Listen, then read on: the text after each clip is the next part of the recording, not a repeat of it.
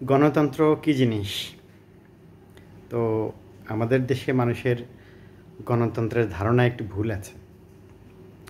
যারা দুই দল যারা গণতন্ত্র পছন্দ করে, গণতন্ত্রে বিশ্বাস করে, তাদের ধারণায় যেমন ভুল আছে, আর যারা গণতন্ত্রের বিরুদ্ধে তাদের ধারণায়ও ভুল আছে। এখন যারা অনেক বেশি পড়াশোনা করে এসব নিয়ে তারা জানে ঠিকই, কিন্তু সাধারণ মানুষ যারা বা রাজনীতির নিচের লেভেলে যারা আছে, মধ্য লেভেলে বা নিচের লেভেলে, তাদের মধ্যে এই ধারণাগুলো ভুল আছে। তো গণতন্ত্র কি আসলে? গণতন্ত্র বলতে আমরা সহজেই বুঝি যে মানুষের তন্ত্র, যেই তন্ত্রটা মানুষের জন্য হবে সেটাই হচ্ছে গণতন্ত্র। এটা একদম সহজ কথা। এখন তো গণতন্ত্র মানে আমাদের দেশে সবাই যেটা বোঝে সেটা হলো যে একটা নির্বাচন হবে, একটা দল ক্ষমতায় আসবে, তারপর হচ্ছে যে তার যা মন চায় তাই করবে। তো এটা যারা গণতন্ত্রে বিশ্বাস করে তারাও এরকম ধারণা পোষণ করে, আর যারা গণতন্ত্রে বিশ্বাস করে না তারাও এই ধারণা পোষণ করে, এবং তারা মনে করে যে এটা তো হইতে পারে না, সেজন্য গণতন্ত্রটা হচ্ছে যে এটা ভুল বিষয়। তো দুইটা গল্প বলবো আমি, তাহলে বুঝবেন যে আসলে আমাদের ধারণার পার্থক্যটা কোথায়, সমস্যাটা কোথায়। সেটা হলো যে একটা গল্প ফেসবুকে এবং সোশ্যাল মিডিয়ায় প্রচলিত আছে যে একটা মেসে 100 জন লোক থাকে। তো খাবার প্রতিদিন ডাল রুটি খাইতে খাইতে হচ্ছে যে সবার আর ভাল লাগে না। তখন কি করলো, একটা নির্বাচন করলো। নির্বাচন করার পরে তো 60 জন ভোট দিল যে আমরা প্রতিদিন সকালে ডাল রুটি খাবো। আর এর মধ্যে মনে করেন যে আরও 20 জন হয়তো ভোট দিল যে না, আমরা প্রতিদিন সকালে পরোটা ডিম ভাজি খাবো। আরেকজন হয়তো দিল যে না, আমি ব্রেড খাবো। আরও 5 জন। এইভাবে 2 জন 3 জন 4 জন 5 জন সবাই আলাদা আলাদা তাদের পছন্দগুলো দিল। তো কি হলো, যেহেতু ডাল রুটিটাই হচ্ছে যে নির্বাচনে জয়ী হলো, তো সবাইকে ডাল রুটি দেওয়া শুরু করলো। এই হচ্ছে আমাদের দেশের মানুষের, যারা গণতন্ত্রে বিশ্বাসী, যারা গণতন্ত্রের কথা বলে তাদের ধারণা, এবং যারা গণতন্ত্রের বিরোধিতা করে তাদেরও ধারণা একই। এখন আরেকটা গল্প বলি। সেটা হলো যে আমি যখন জাপানে প্রথম যাই, আউটস্ট্যান্ডিং প্রোগ্রাম বলে, তো যারা জাপানের জাপানি ভাষা পড়াশোনা করে তারা জানে আউটস্ট্যান্ডিং প্রোগ্রামটা কী হয়, সবাই হয়তো জানে না। তো সেখানে এটা একটা কালচারাল প্রোগ্রাম আর কি। কালচারাল বলতে জাপানি ভাষা যারা শেখে তাদেরকে নিয়ে যায় জাপানে। তো গল্পটা হচ্ছে কি, আমরা যখন জাপানে যাই, তো আমি প্রায় জাপানে তখন 2 সপ্তাহ মতো ছিলাম। তো ওই প্রোগ্রামে তো প্রায় 70টা দেশের মতো হচ্ছে যে থেকে একজন একজন করে আসে। হ্যাঁ, এখন 70টা দেশ যেহেতু, তাহলে বিভিন্ন ধর্মের মানুষ আছে, বিভিন্ন বর্ণের মানুষ আছে, প্রত্যেকের আচার আচরণ আলাদা, প্রত্যেকের ফুড হ্যাবিট আলাদা, খুব গুরুত্বপূর্ণ জিনিস। হ্যাঁ, আপনি বিদেশে গেলে যেহেতু আমাদের কালচারের না, তাহলে আপনার ফুড হ্যাবিটটা কীরকম হবে সেটা তো সমস্যা। তো খেতে পারবে না। তো মনে করেন যে সবার জন্য যদি এক খাবার হয়। তো আমি দেখলাম যে আমরা যেইখানে যত হোটেলে গিয়েছি, তো খাবারের ব্যাপারে একটা নিয়ম ছিল। নিয়মটা কি সেটা আগে বলছি, যে আগে তারা যেটা করেছে যে প্রত্যেক জনের কাছ থেকে তারা একটা লিস্ট নিয়েছে। কি লিস্ট? সেটা হচ্ছে যে কোন লোকটার কোন খাবারে অ্যালার্জি আছে, অথবা সে ওই খাবারটা খেতে চায় না। এখন ধরেন যারা মুসলিম আছে তারা স্বাভাবিকভাবেই তারা সেখানে পোর্ক খাবে না। হ্যাঁ, তারা লিস্ট দিল যে আমরা পোর্ক খাবো না। আর মনে করেন হিন্দু ছিল 1 জন বা 2 জন, ইন্ডিয়া নেপাল থেকেও গিয়েছে, তারা হয়তো লিস্ট দিল আমি গরুর মাংস খাবো না। বা অনেকের অ্যালার্জি থাকতে পারে, গরুর মাংসে অ্যালার্জি থাকতে পারে, ডিমে অ্যালার্জি থাকতে পারে। তো আমরা যেই হোটেলে গিয়েছি, যে জায়গায় ওরা খাবার অ্যারেঞ্জ করেছে, মনে করেন যে 90 জনের জন্য একই ধরনের খাবার অ্যারেঞ্জ করেছে। কিন্তু যেই 10 জন খাবারের তাদের নিষিদ্ধ অথবা অ্যালার্জির লিস্ট দিয়েছে, সেই 10 জনের জন্য তারা ওই যেটা তার জন্য নিষিদ্ধ বা অ্যালার্জেটিক সেই জিনিসটা বাদ দিয়ে তাদেরকে কিন্তু খাবারটা দিয়েছে। তা এটা হচ্ছে আসল গল্প, এবং এটাই হচ্ছে যে আসল গণতন্ত্র। আমরা যেটা মনে করি, যেটা ধারণা করি, এই ধারণা ভুল আছে আমাদের। এটাকে গণতন্ত্র বলে না আসলে। গণতন্ত্র হচ্ছে যে আপনি নির্বাচিত হবেন ঠিকই, কিন্তু আপনি সবার অধিকার নিশ্চিত করবেন। এখন 100 জন মানুষ আছে, সেখানে হিন্দু, মুসলিম, বৌদ্ধ, খ্রিস্টান থাকতে পারে। হ্যাঁ, আপনি 60 জনের জন্য একই খাবার দিলেন, সমস্যা নাই, যে 60 জন খেতে পারে এই খাবারটা, কিন্তু বাকি 40 জনের জন্য তারা যেটা খেতে পারে না সেই আইটেমগুলো আপনি বাদ দিয়ে তাদের জন্য অন্য কিছু অ্যারেঞ্জ করে দিলেন। তো এইটা হচ্ছে যে, এইটাকে বলে গণতন্ত্র। এইটা হচ্ছে যে গণতন্ত্র। এবং পৃথিবীতে উন্নত গণতন্ত্রের যে দেশগুলো আছে সেগুলোতে কিন্তু এইভাবেই চর্চা হয়। হ্যাঁ, নির্বাচিত হয় একটা সরকার, একটা দল, কিন্তু তারা দেশের জন্য যে কাজ করে, যে আইন করে, সেটা কিন্তু সবার জন্যই করে।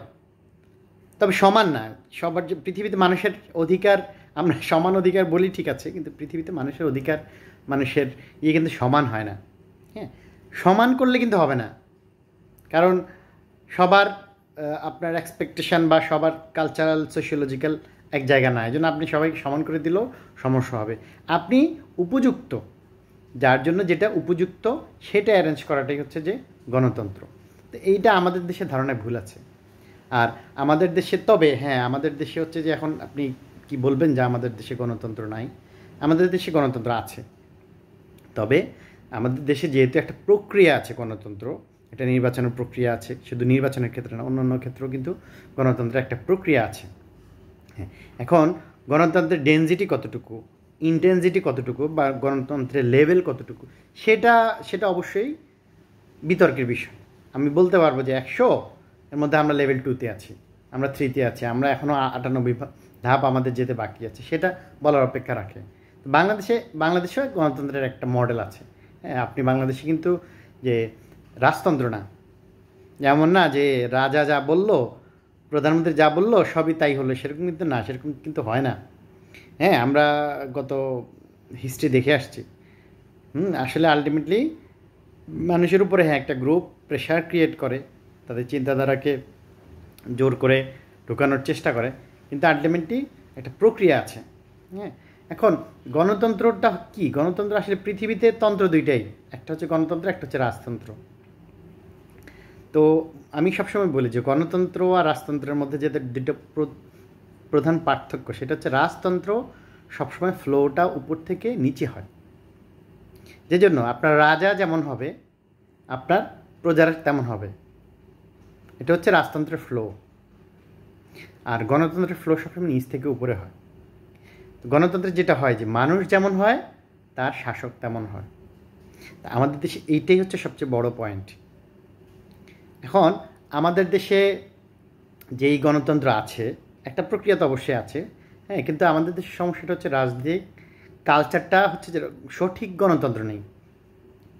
গণতন্ত্র নেই একদম বললে এটা ভুল হবে, কিন্তু সঠিক গণতন্ত্রটা নেই। আমাদের দেশের রাজনৈতিক কালচারটা যেটা, এটাই আসলে গণতান্ত্রিক না। প্রথমত আপনি যেটা হচ্ছে যে আমরা বলি যে, মনে করেন যে আমরা কী করি, যে আমরা গণতন্ত্রের নাম দিই, তাই না? গণতন্ত্রের নাম দিয়ে আমরা কী করি? মিছিল করি, মিটিং করি, হ্যাঁ, আন্দোলন সংগ্রাম করি, রাস্তা আটকায়।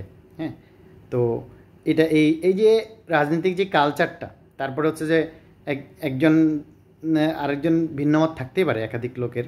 তা আমরা কি করি? আমরা ওর ভিন্নমত, মানে ও সম্পূর্ণ ভুল, আমি সম্পূর্ণ ঠিক, এবং হচ্ছে যে তাকে গালাগালি করতেও মনে করেন যে মানে আমরা দ্বিধাবোধ করি না। হ্যাঁ, এই কালচারগুলো আমাদের ঠিক নেই, এটা হচ্ছে সমস্যা। এবং তো আমরা দোষ দিতে পারি, হয়তো আমরা একটা আওয়ামী লীগকে দোষ দিতে পারি, বিএনপিকে দোষ দিতে পারি, জামাতকে দোষ দিতে পারি, তো বা জাতীয় পার্টিকে আমরা দোষ দিতে পারি। তো আসলে কি, এরা হয়তো বড় দল, যে কারণে আমরা দেখি অনেক বড় করে। এখন আওয়ামী লীগ কিছু করলে আমরা দেখি, বিএনপি কিছু করলে আমরা দেখি, জামাত কিছু করলে আমরা দেখি, জাতীয় পার্টি বা অন্যান্য দল যারা আছে তারা কিছু করলে আমরা দেখি, তাদের দেখি বলে আমরা মনে করি যে এই দল খারাপ, এই দলের এই খারাপ কালচার আছে। আলটিমেটলি আপনি দেখেন বাংলাদেশের রাজনীতি যারা করে, A to Z যতগুলো দল আছে, খুব কম লোক ছাড়া সবারই কিন্তু রাজনীতিক যে কালচারটা, সেটা কিন্তু সবারই সেম। সবাই কিন্তু হচ্ছে যে আপনার দলের যখন লোক হবে তখন সে অন্যায় করলো সেটাকে ভালো মনে করে, অন্য দলের লোক হলে সে ভালো কাজ করলো সেটা অন্যায় মনে করে। হ্যাঁ, সবাই কিন্তু, প্রত্যেকটা দল, একটা দলও কিন্তু বাংলাদেশে এখন পর্যন্ত নাই। দেখেন আপনি একটা মানুষ রাস্তায় বাসের মধ্যে ঘন্টার পর ঘন্টা বসে আছে, তার কথা কিন্তু আপনি চিন্তা করছেন না, আপনি জনগণের কথা বলছেন, কিন্তু আপনি রাস্তায় সমাবেশ করছেন, আপনি মিছিল করে মিটিং করে মানুষের কান ফাটাই দিচ্ছেন, কিন্তু আপনি বলছেন মানুষের কথা। হ্যাঁ, আমাদের দেশে কিন্তু সবারই, প্রত্যেকটা দলেরই কিন্তু কেউ, কোনো দল কিন্তু দেখেন এই জায়গা থেকে বের হতে পারছে না, প্রত্যেকটা দলই কিন্তু কালচার কিন্তু সেম। এখন বড় দলগুলো তো হয় দেখা যায় বেশি, এটা স্বাভাবিকভাবে মনে করেন যে একটা ছোট দল, সেখানে 20 জন লোক আসবে, হ্যাঁ, সেখানে একটা বড় দল হলে সেখানে 2 লাখ লোক আসবে, তাহলে দেখা যায় বেশি, সংকটটা তৈরি হয় বেশি। ছোট দল যেটা মনে করেন যে এখন নতুন যে দলগুলো আসছে তাদের তো কালচার সেম, এখন তাদের যদি 2 লাখ লোক হতো আপনি দেখবেন একই অবস্থা হতো, যে রাস্তা আটকায় গেছে, তাদের জন্য সবাই কষ্ট পাচ্ছে। এখন গণতন্ত্র আসলে আমাদের তো এই কালচারগুলো পরিবর্তন করতে হবে একটা সময়, এবং আমি সবসময় যেটা বলে থাকি যে এই কালচারগুলো যখন হয় তখন হয় কি, যে এই কালচার থেকে যে আউটপুটটা আসে, আমরা কি হয় যে রাজনীতি করার পর 1-2 জন নেতা হয়, তারা কোটি কোটি টাকা দুর্নীতি করে, ইনকাম করে, দেশের বাইরে পাচার করে, কেউ দেশের বাইরে বাড়ি করে, অনেক কিছু করে, কিন্তু যারা নিচের লেভেলে তারা কিন্তু যতটুকু পরিশ্রম করে বা যতটুকু সময় দেয় তার চেয়েও তারা কিন্তু রেজাল্ট পায় না, পায় কম। কারণ 100 জন এখানে মনে করেন একই জায়গায় 100 জন রাজনীতি করলো, সেখানে 2 জন কোটিপতি হয়, 100 জন কিন্তু কোটিপতি হয় না, বাকি 98 জন কিন্তু লুজার হয়। তো এখন সোসাইটিতে যখন কোনো সমস্যা হয়, যখন মানুষ কোনো কিছু নিয়ে ভোগে, আমি সবসময় এই কথা বলি, সাধারণত নিচের লেভেলের যারা স্ট্যাটাস তারা হচ্ছে ভোগে বেশি, উপরের লেভেলের স্ট্যাটাস ভোগে কম। মনে করেন যে উচ্চবৃত্ত একজন লোক আছে, সরকার যদি পরিবর্তন হয়, এই হয়, শেষে দেশে যুদ্ধ লাগে, করোনা হয়, সব কিছু হলে সে কিন্তু ভোগে কম, কারণ তার পয়সা আছে, সে সামহাও পয়সার উপর দিয়ে চলে যায়, বা তার একটা ভালো ফিক্সড ইনকাম আছে, সেখান দিয়ে চলে যায়। আপনার যত নিচের লেভেল আছে, মধ্যবিত্ত লেভেল, নিম্নবিত্ত লেভেল, তারা হচ্ছে ভোগে বেশি। এখন এখানে একটা খুব ইন্টারেস্টিং, খুব গুরুত্বপূর্ণ ব্যাপার হচ্ছে যে এই যে যারা ভোগে বেশি, আসলে এই তাদেরই কিন্তু মুক্তিটা দরকার, কিন্তু এই যে ভোগাটা, সেটার জ্বালানি হিসাবে কিন্তু তারাই কাজ করে বেশি, অথচ কিন্তু উল্টা হওয়ার কথা। আমি ভুগতেছি, তার মানে হলো আমি সে জায়গা থেকে বেরিয়ে আসবো। আর মধ্যবিত্ত, নিম্নবিত্ত ভোগে, তাদেরকেই সে জায়গা থেকে কিন্তু বেরিয়ে আসতে হবে। উচ্চবিত্ত তো আপনাকে ভোগানোর জন্য সে বসে আছে, আপনাকে ইউজ করে, সে আপনাকে 100 টাকা দিয়ে সে 1000 কোটি টাকা ইনকাম করে। আর ভাই 1000 কোটি টাকা যে লোকটা দুর্নীতি করে, এটা তো তার বাপের পয়সা না, এটা আপনার পয়সা। আপনাকে আগে বুঝতে হবে এটা, ওকে বুঝতে হবে না, কারণ ও বোঝার জন্য আসে নাই, ও বোঝার জন্য এগুলো করছেও না। ও ভালো করে বোঝে, ও আপনার চেয়ে খুব ভালো বোঝে যে সে কোথায় কী করবে। সে ওই মাথা আগেই রাখে যে আমি ওকে এই 100 জনকে আমি ব্যবহার করে আমি হাজার হাজার কোটি টাকা ইনকাম করব, এবং আমি মানে এখান থেকে পরে আমার যা করার আমি করব, হয় টাকা বিদেশে পাঠিয়ে দিব, আমার বাড়ি করবো, এটা করবো, সেটা করবো, যেটাই করার সে করবে। কিন্তু বাকি যে 98 জন, তারা কিন্তু আলটিমেটলি ভুক্তভোগী হয়, কারণ টাকাটা তার পয়সা থেকে আসে, টাকাটা কিন্তু এটা বিদেশ থেকে আসে না, এটা আমাদের দেশে মানুষের পকেট থেকে আসে। তো আমরা যারা ভুগি তারা হচ্ছে মধ্যবিত্ত, নিম্নমধ্যবিত্ত এবং নিম্নবিত্ত। তো তাদেরই কিন্তু আসলে বোঝা উচিত সবার আগে যে ভাই আমার তো এটা করা উচিত না, আমি ভুগতেছি। হ্যাঁ, আপনি ভুগবেন অবশ্যই, হ্যাঁ, এবং এটা আপনি কিন্তু এটা একটা অন্যায় করছেন, কিন্তু হ্যাঁ, আপনি যে ভুগতেছেন এটা আপনার একটা শাস্তি। এই জন্য আপনাকেই হচ্ছে এই জায়গাটা থেকে বেরিয়ে আসতে হবে। হ্যাঁ, এখন গণতন্ত্র হচ্ছে যে, হ্যাঁ, এখন গণতন্ত্র আমাদের দেশে নাই, এটা হয়তো একটা সময় আস্তে আস্তে উন্নত হবে। হ্যাঁ, কিন্তু গণতন্ত্র, পৃথিবীতে গণতন্ত্রের কিন্তু মডেল কিন্তু আলাদা আলাদা। গণতন্ত্র বলতে আসলে একটা ফিক্সড কোনো জিনিস নেই। অনেকে বলে থাকে যে গণতন্ত্র হচ্ছে যে পশ্চিমাদের তৈরি। এখানে ছোট্ট করে একটু কথা বলি, তো গণতন্ত্র আসলে পশ্চিমাদের তৈরি কিছু নাই, ঠিক আছে? এখন পশ্চিমাদের তৈরি এটা মনে হয় কেন? কারণটা হচ্ছে কি, পৃথিবীতে অনেক আদিকাল থেকেই আপনার জ্ঞানের যে চর্চা, সেটা কিন্তু চীনে হয়েছে, ভারতীয় উপমহাদেশে হয়েছে, পারস্যতে হয়েছে, আরবে হয়েছে, ইউরোপের বিভিন্ন জায়গায় হয়েছে, রোমে হয়েছে, গ্রিসে হয়েছে। হ্যাঁ, এখন আধুনিক যুগে মানুষের যখন পড়াশোনাটা ডেভেলপ হয়, থিওরিগুলো ডেভেলপ হয়।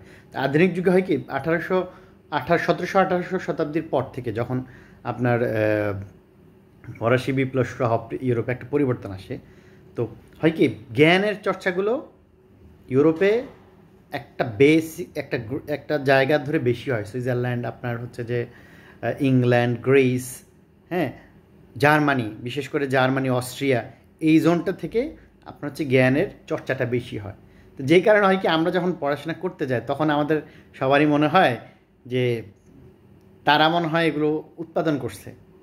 আসলে উৎপাদন করে নাই। গণতন্ত্র পৃথিবী জুড়েই উৎপাদন হয়েছে। রাজতন্ত্র যেরকম পৃথিবী জুড়ে ছিল, গণতন্ত্র পৃথিবী জুড়ে ছিল। আর না জুড়ে থাকলে ভাই মানে যারা ওয়েস্টার্ন কান্ট্রির বাইরে তাদের দেশে গণতন্ত্র কীভাবে আসলো?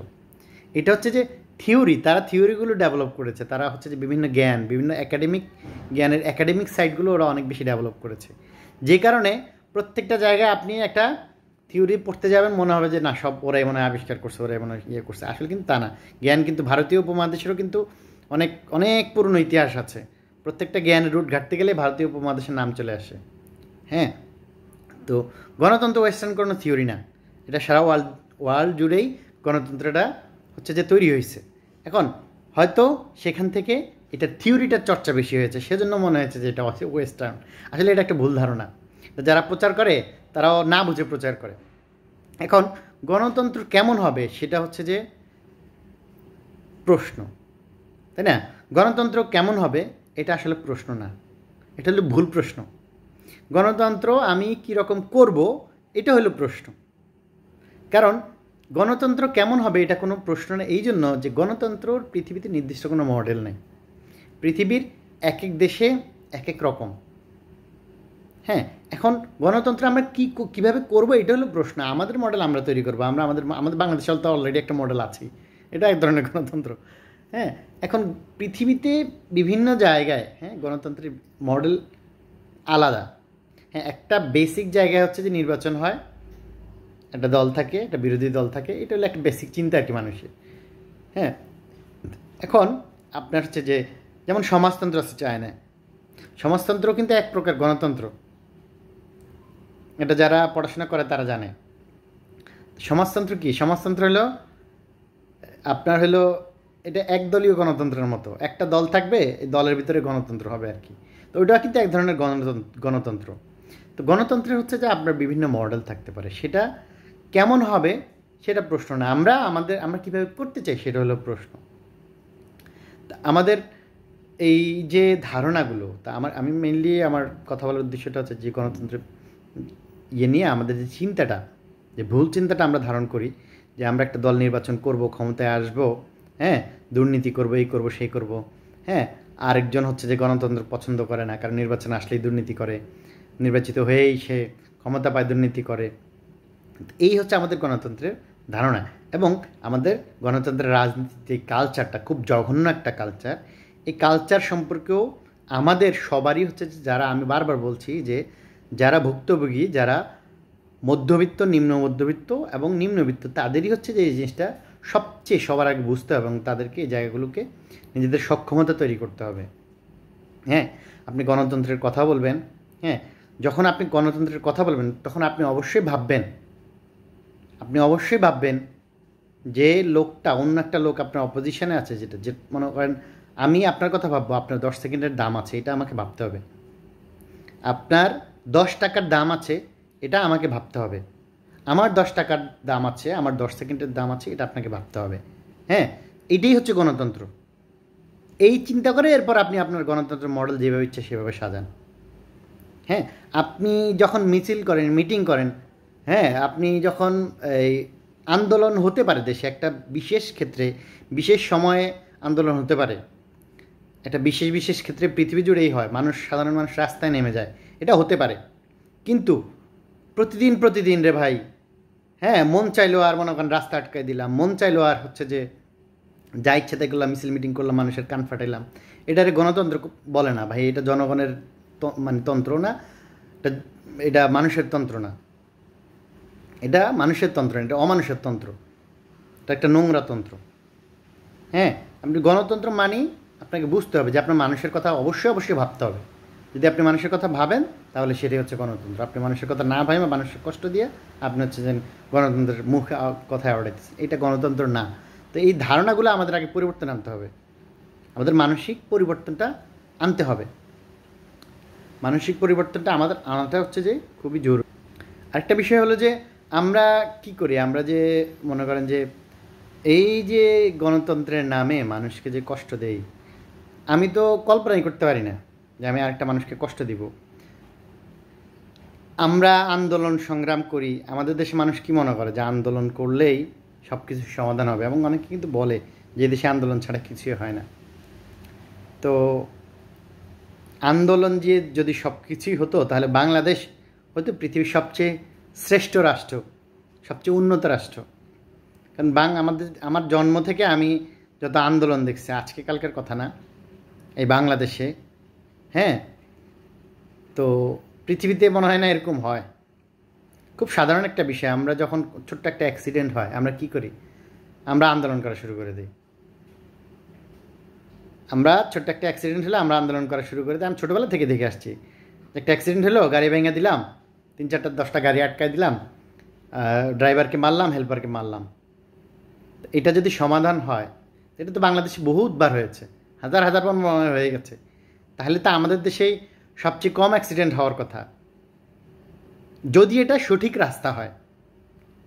আর যদি ভুল রাস্তা হয় তাইলে হবে না, তাই তো হচ্ছে। আমাদের দেশে কি অ্যাক্সিডেন্ট কমে গেছে? আমরা ধরে ড্রাইভারে মারা ফেলি, ওরা মারা ফেলি, রাস্তা আটকে দিই, বাস সব আটকে ফেলি, হ্যাঁ। এই এই এটা আসলে সঠিক পদ্ধতি না, এটা আমরা বুঝতে পারি না, কারণ আমাদের কালচারে নাই। আমাদের কালচার আমরা এরকম দেখে আসছি, দেখতে দেখতে বড় হয়ে গেছি, এই জন্য আমরা এরকম চিন্তা করি। হ্যাঁ, আপনি যেই দলই থাকুক না কেন, এটা আজকের কথা না, আপনি 20-25 বছর 30 বছর ধরে দেখেন যে একটা কিছু হইলে মনে করেন একটা হরতাল হলো, আমি বাস পুড়াই দিলাম, আমি মানুষ মারলাম, আমি ওখানে রাস্তা বন্ধ করে দিলাম, ওকে হরতাল করব, অবরোধ করব, ঠিক আছে, কিন্তু ভাই আপনি মানুষের কথা যদি আমি বলি তাহলে তো আমি মানুষের ক্ষতি করব না। সেটা মানুষের জানের ক্ষতি হোক, মানুষের সম্পদের ক্ষতি হোক, অথবা সরকারি বা বেসরকারি কোনো কোনো কোনো মনে করেন যে সম্পদের ক্ষতি হোক, অথবা কোনো দালান কোটার ক্ষতি হোক, রাস্তাঘাটের ক্ষতি হোক, এটা আমি কীভাবে করি? আমি তো কল্পনাই করতে পারি না এটা। রাস্তায় এখানে মনে করেন দাঁড়ায় দাঁড়ায় চিল্লাবো, মিছিল করব, ঠিক আছে, আর মানুষের কান ফাইটা যাবে, রাতে মানুষ ঘুমাইতে পারবে না, অসুস্থ মানুষ থাকবে, হ্যাঁ, চিন্তাই করি না আমরা। তা আমরা তো সমস্যা, আমরা খালি বড় বড় মানুষদের দোষ দেয়, রাজনীতিবিদদের, বড় বড় দলের দোষ দেই, হ্যাঁ। তা আমাদের দেশে তো এইসব চিন্তাধারা কারোরই নাই। গ্রাম থেকে শহরে বিভিন্ন জায়গায় মানুষ রাজনীতি বাদ দেন, বিভিন্ন সময় মানুষ মাইকিং করে। হ্যাঁ, গ্রামে গেছে, এমনও হয়েছে যে গ্রামে তো মনে করেন যে শহরের মতো আওয়াজ কম, যখন রাতের বেলা হয় সব ঠান্ডা হয়ে যায়, ঠিক আছে। স্কুলের মনে করেন যে ভর্তির, মাদ্রাসার ভর্তির, কিন্ডার গার্ডেনে ভর্তির প্রচার করতেছে রাতে মাইকে বাজায় দিয়ে।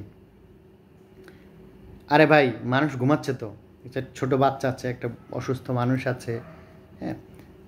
এই এই চিন্তাধারাগুলো তো আমরা পরিবর্তন করতেছি না কেউই। সেই জায়গা থেকেই কিন্তু আপনি কি কালচার কিন্তু এইভাবে আসে।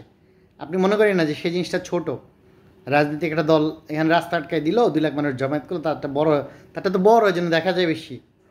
কিন্তু আপনি যেটা করছেন সেটাও কিন্তু সমপরিমাণের অন্যায় হিসেবে কিন্তু একই পরিমাণের অন্যায়, কিন্তু সেই জায়গা থেকে আমরা তো বের হয়ে আসতেছি না। আমরা সবাই খুব সুন্দর দেশ চাই, আমরা দুর্নীতিমুক্ত দেশ চাই, আমরা সুন্দর গণতান্ত্রিক দেশ চাই, হ্যাঁ, কিন্তু আমরা কেউই হচ্ছে যে আরেকজনের কথা ভাবি না। ভাই, আরেকজনের কথা আপনার ভাবতে হবে, আরেকজনের অবস্থান থেকে আপনাকে দেখতে হবে, নাহলে কিন্তু আপনি নিজেও কিন্তু তাহলে ভালো কিছুর যোগ্য না। এই জিনিসগুলোতে পরিবর্তন আনতে হবে, নাহলে আলটিমেটলি বারবার সবসময় একই কথা বলি যে ভাই ভুগবেন আপনি, এখানে আমেরিকার থেকে লোকজন এসে ভুগবে না। ভারত পাকিস্তানের কথা আমরা বলি সব সময়, হ্যাঁ, কিন্তু তারা কি এসে ভোগে? ভারতের মানুষ এসে এখানে ভোগে, নাকি পাকিস্তানের মানুষ এসে ভোগে, নাকি আমেরিকার মানুষ, চায়নার মানুষ, রাশিয়ার মানুষ এসে ভোগে?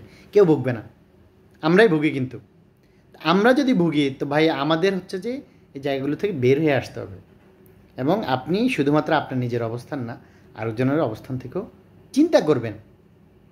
এগুলো থেকে বের হয়ে আসতেই হবে। আপনি যদি সভ্য সমাজ চান, ভালো দেশ চান, উন্নত দেশ চান, তাহলে এগুলো থেকে বের হয়ে আসতেই হবে।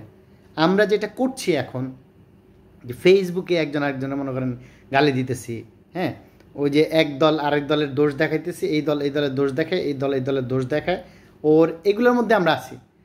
এগুলা দিয়ে কোনো দিন ভাই, এগুলো দিয়ে কোনো দিন কখনো কোনো সংস্কার, কোনো উন্নতি হবে না। হ্যাঁ, বারবার বলি, পায়খানা ঘাটলে শুধু গন্ধই বের হয়, পায়খানা ঘাটলে ভালো কিছু বের হয় না। তাই ঘাটাঘাটির অভ্যাস আমাদের বন্ধ করতে হবে, আমাদের নিজেদের অভ্যাসটা পরিবর্তন করতে হবে। ঠিক আছে? আলটিমেটলি আমরা সাফারার, এবং আমাদের গিল্টি ফিল করতে হবে আমি একটা অন্যায় করলে, যে ভাই আমি এটা ভুল করছি। ভুল মানুষ করতেই পারে, মানুষের জীবনে মানুষ না বুঝে ভুল করতে পারে, না বুঝে করতে পারে, হ্যাঁ, কিন্তু ফিল হইতে হবে। এটা যদি না বোঝেন, আজকে মনে করেন আমি ভুক্তভোগী, কালকে কিন্তু আপনি ভুক্তভোগী, পরশু আরেকদিন আরেকজন। আমরা যে যখন মনে করেন একটা অফিসে, একটা সরকারি অফিসে, আমরা খালি তো সরকারি কর্মকর্তাদের দোষ দেই খালি, তো কর্মকর্তারা ঘুষ নেয়, ঘুষ দেয় যারা, তারা কারা? সবারই দোষ আছে। আমি নাগরিক হিসেবে আমি নিজেকেও দোষী মনে করি, যেহেতু আমি দেশের নাগরিক। হ্যাঁ, তো আপনি আপনার জায়গায় ঠিক থাকবেন। কারণ আমরা কী করি, বিভিন্ন সময় আমরা বিভিন্ন সরকারি অফিসে গিয়ে বিভিন্ন সুযোগ সুবিধা নিই। হ্যাঁ, আমরা মনে করেন 10 জন, একটা লাইন আছে, আমরা 10 জনের আগে গিয়ে চলে যাই। এখন মনে করেন যে আমি সিটি কর্পোরেশন অফিসে গেলাম, এখানে আমার একটা লোক আছে পরিচিত, হ্যাঁ, আমি 10 জনের আগে চলে গেলাম। আমি পাসপোর্টের অফিসে গেলাম, ওখানে আমার পরিচিত লোক নাই, তখন তো আমি 10 জনের আগে যেতে পারতেছি না, তখন ওখানে যার পরিচিত সে 10 জনের আগে চলে যাচ্ছে।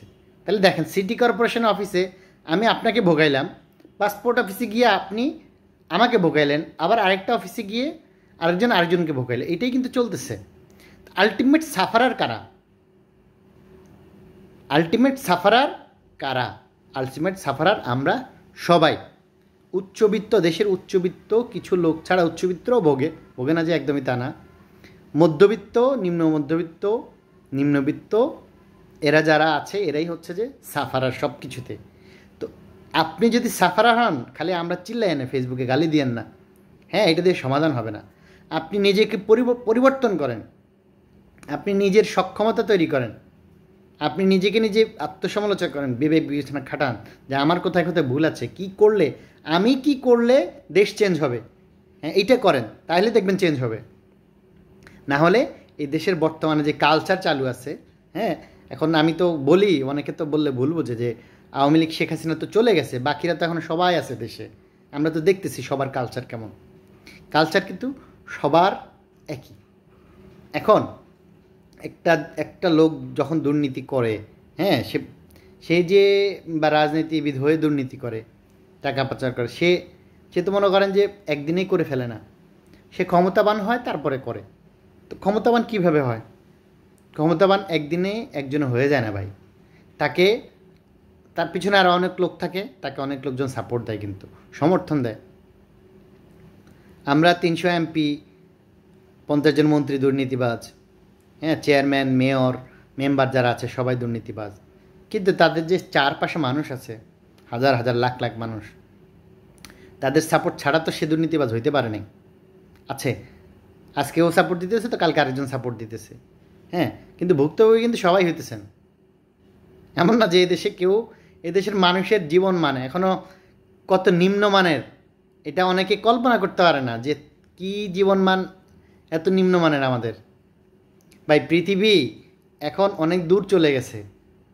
যারা বিভিন্ন দেশে যায়, যারা এখানে ভোগেন, চিল্লান রাস্তার মধ্যে, মনে করেন 100 টাকা 1000 টাকা দিলে ভোট দিয়ে দেন, 100 টাকা দিলে মিছিল মিটিং করেন, হ্যাঁ, তারা তো জানেন না।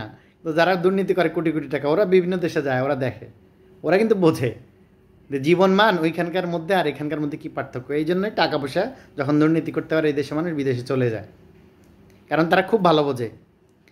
আমরা এই জীবন মান খুবই নিচে ভাই। পৃথিবী এখন আপনার মিডল ইস্ট, আফ্রিকা আর আমাদের সাউথ ইস্ট এশিয়ার কিছু দেশ ছাড়া, হ্যাঁ, পৃথিবী এখন অনেক অনেক উন্নত হয়ে গেছে। আপনি চায়নার মতো দেশ, যেখানে জনসংখ্যা একসময় সমস্যা ছিল, অনেক আলাদা ইয়ে হয়ে গেছে আপনার। অনেক অনেক দেশ, শুধু চায়না না, আপনি এই দিক, এইখানে মিয়ানমার ছাড়া আপনার প্রত্যেকটা দেশই কিন্তু এশিয়াতে অনেক দূর আগায় গেছে, আমরা খালি পিছিয়ে পড়ছি। তো পৃথিবী অনেক দূর আগায় গেছে। আমরা সত্যিকার অর্থে এই দেশে, আমি এখনও সবসময় বলি যে এই দেশের মানুষ আমরা এখনও মধ্যযুগীয় চিন্তাভাবনা, মধ্যযুগীয় লাইফ লিড করতেছি। চিন্তাভাবনা যেরকম আমাদের মধ্যযুগীয়, আমরা সেরকম লাইফ লিড করতেছি। তো এই জায়গা থেকে কিন্তু আপনাকে কেউ কোনো দিন বের করে আনবে না,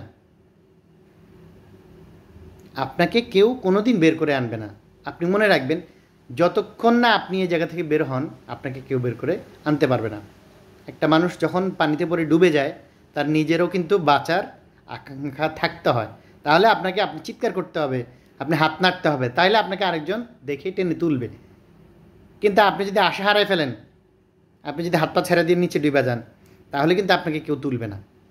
অতএব আমাদের নিজেদেরকে, নিজেদের মানসিকতার পরিবর্তন করতে হবে, নিজেদের সক্ষমতা বাড়াইতে হবে, এবং এই ধরনের বাজে কালচারগুলো থেকে আমাদের সবার বের হয়ে আসতে হবে, এবং সঠিক ভুল সবাইকে যাচাই করতে হবে, যাচাইয়ের ক্ষমতা অর্জন করতে হবে। আস্তে আস্তে যাচাই করতে করতে যাচাইয়ের ক্ষমতা হয়ে যাবে। খালি আরেকজনের পিছনে না দৌড়ে একটু নিজে, সবসময় নিজে একটু সক্ষমতা অর্জন করেন, নিজে সত্য মিথ্যা যাচাই করেন, আর এসব নোংরা কালচার থেকে বের হয়ে আসেন।